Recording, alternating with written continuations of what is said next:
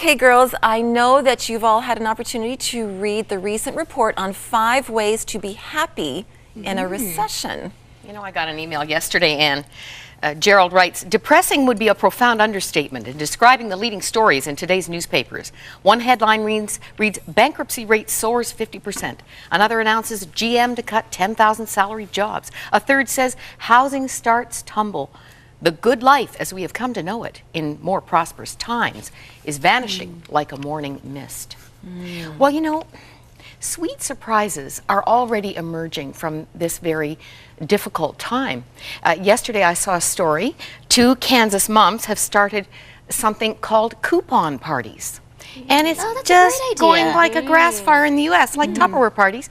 Women come together, and they are teaching women how to be sensible in their grocery shopping. So they just come and cut up all the coupons and the flyers. Learning how to cut them, how to use them. And it's enriching life because people are working together. I think we're going to be seeing more of this. That is a great idea. Creating a sense of community all over again. Well, Maggie, I know you have the 5 points that were made in the article. So 1 is take care of yourself. 2, become more charitable.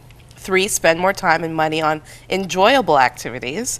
4, invest in relationships. And 5, focus on what you're grateful for. You know what I love about those five points is that it doesn't take money. It's all about relationship and connection with people. Because my favorite one is invest in relationships. And so that's not going to cost you. That's whether that's with your spouse or your children, just spending time.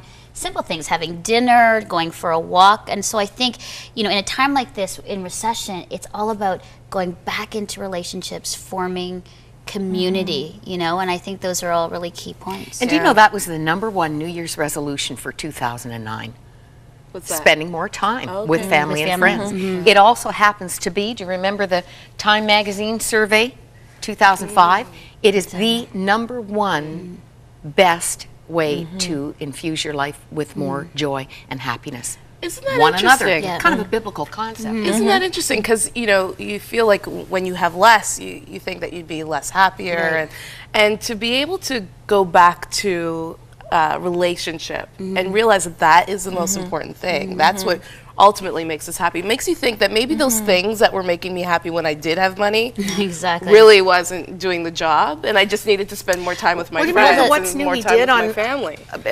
Too many choices making us miserable. Yeah, too many. Well, this is the thing that I love too, and Maggie and I were talking about, this was your favorite, was it's to be grateful. So the last point was to actually maybe even have a gratitude journal, but to actually say, you know what I am grateful for today? You know, is it my health? Is it my family? Is it my work? Is it just to be alive? You know, and I think we forget that. We're always wanting to just complain about the stuff we don't have or how miserable things are, but yet there are many great things that we do have that we need to be grateful for. You know, in recession and out of recession. And out of recession, exactly. too, right? That was one of my favorites of the list as well, is what am I grateful for? And it's really something, it's a changing of our attitude, of our thinking, of the way we approach life.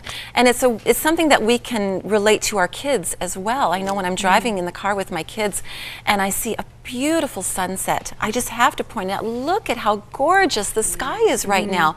And then give thanks to the one who gave us this beautiful masterpiece that we're all enjoying. Thank you, God, for the gift of this sunset.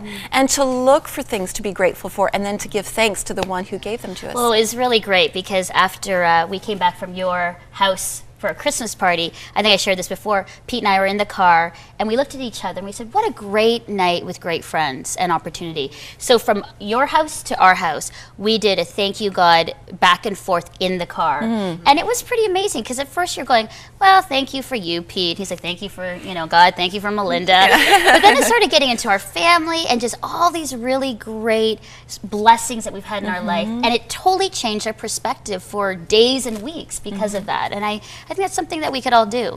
You know, these ladies clipping coupons are finding savings on things they don't need themselves. And so they're contributing that stuff to food banks, to churches. And you know, our third point was spend more time on enjoyable activities. Could I suggest volunteering? There are so many wonderful organizations that need hands-on help.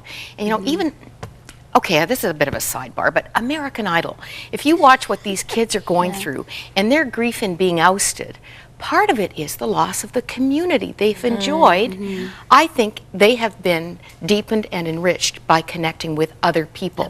You can have that experience as you volunteer with some really wonderful organizations that are community building and enriching. And when you give to others, you really do take your focus on the struggles that you're walking through, because then you're outward looking and pressing. And let's not forget, taking care of yourself. Sleeping, exercise, Get out and have a walk. nutrition. Get out of the four walls. And then finally, too, along with that is more charitable, to be more generous with your time, and if you have the means, for others that are in need too. And I think that's all about, you know, the whole parts of those points are always sort of looking outside of yourself to others and in relationship. You know what you get out of that? You get oxytocin. We're going to be talking about hormones. We're gonna talk about anger. And that's the feel-good hormone. When you reach out to others, that is released in you. You actually feel better. Well, it's all good stuff. I'm feeling the oxytocin right here, ladies. And it's not from the sugar in the cupcakes either.